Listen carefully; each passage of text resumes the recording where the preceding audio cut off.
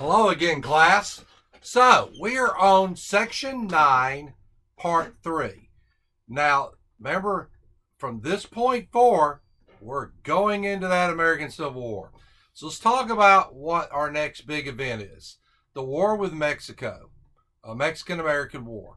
And that would be a good quiz question. We know the war with Mexico was the Mexican-American War. A lot of students get it confused with the Spanish-American War. Different war.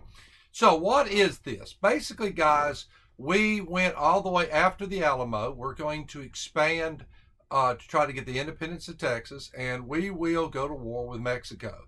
This is a very short war. It's 1846 to 1848. Now, the thing I want you to remember, guys, and I'm not the big date guy, but kind of keep this in mind. 1861. We go into the American Civil War. So we're getting extremely close to it. So let's talk about what this war was. On March the 1st, 1845, Congress resolved to admit Texas into the Union. July the 4th, 1845, President Polk will order Brigadier General Zachary Taylor to take up a position near the Rio Grande. Taylor's troops will number over 4,000. And on April the 25th of 1846, this guy here, General Astor, will cross the Rio Grande, attack Captain Seth Thornton, and the war will begin. Now, Brigadier General Zachary Taylor, if you'll look at the PowerPoint, if you notice I keep referring to the PowerPoint, guys, it's kind of interesting. A lot of historians have said that Ulysses S. Grant kind of modeled his appearance after old Zachary Taylor. He was an old rough guy, didn't wear really clean clothes, and we get into Grant. Now, there'll be several battles that will be fought. The Battle of Palo Alto will be fought. Now, this is one that is fought May the 8th, 1846. In this battle, there will be a young lieutenant named Ulysses S. Grant that will be involved in this. And Grant will become, he kind of walks onto the pages of history. I want you to look at the PowerPoint and look at Grant and Lee when they're young, guys. They were not always these old, chiseled generals of the American Civil War. They were young, just like you guys are, and just like I was once upon a time. So, what happens is Grant, during this battle, will be sent to ride out. It's kind of interesting, guys. Grant is this great horseman. He loves horses. He's very good on horses. So he'll take a horse called Nellie. That'd be a good question for this one. Nellie. Now, Nellie will be the horse he'll take. And as he rides Nellie through the streets and as they begin to shoot at him, he'll switch from side to side so they can't tell there's a rider. Now, the interesting thing about Nellie, the horse, I can't prove this one or another, but Grant will actually have a daughter with the same name too. You'll see the young Grant. Also here, a young Robert E. Lee will fight. Now these guys, they will always, both Lee and Grant, and the one thing I want you to get out of this lecture, fight under a guy named Winfield Scott. They called him Old Fuss and Feathers. Both of them served under Scott. And the thing that's important I want you to get from this lecture, guys, Winfield Scott is a military genius. He really is. Winfield Scott will be the guy when the American Civil War starts up.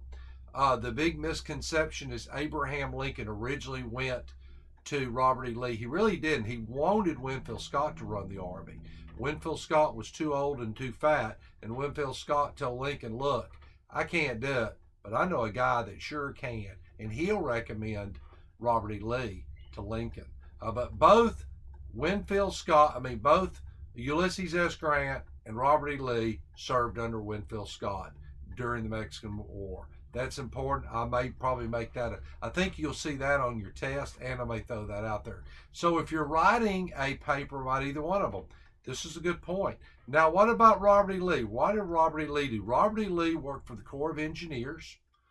He worked directly under Winfield Scott. I would almost imagine to tell you in this war, Winfield Scott probably personally knew Robert E. Lee's name because he worked under Robert E. Lee. He might have seen Grant.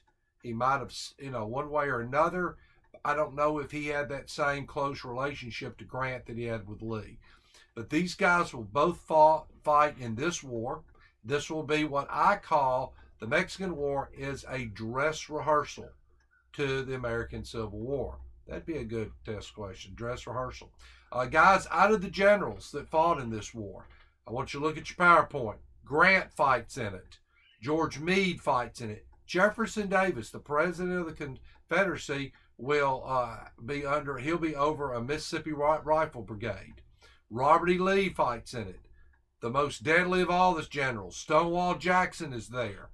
All of these guys will serve under Winfield Scott. So all these guys that will fight in the American Civil War, they fought before that war together. They all served under Winfield Scott. The one name I want you to pay attention to that you do not see in this, William Tecumseh Sherman. He did not serve in this war. Sherman had been a banker in New York. And I've always thought when you talk about William Tecumseh Sherman, who is hands down, I think, the brutalest of all the generals. I always thought that the fact he didn't serve in this war, when he gets in the American Civil War, it's almost like Sherman's got something to prove because he had missed that party and now he was into this one. So that's going to lead us up, guys, into the last session with this one. And we're going to talk about this is propelling us into the American Civil War. It's very important. And we will do the last session that will bring us into the war that we will fight. Okay, guys, we'll see you then. Bye.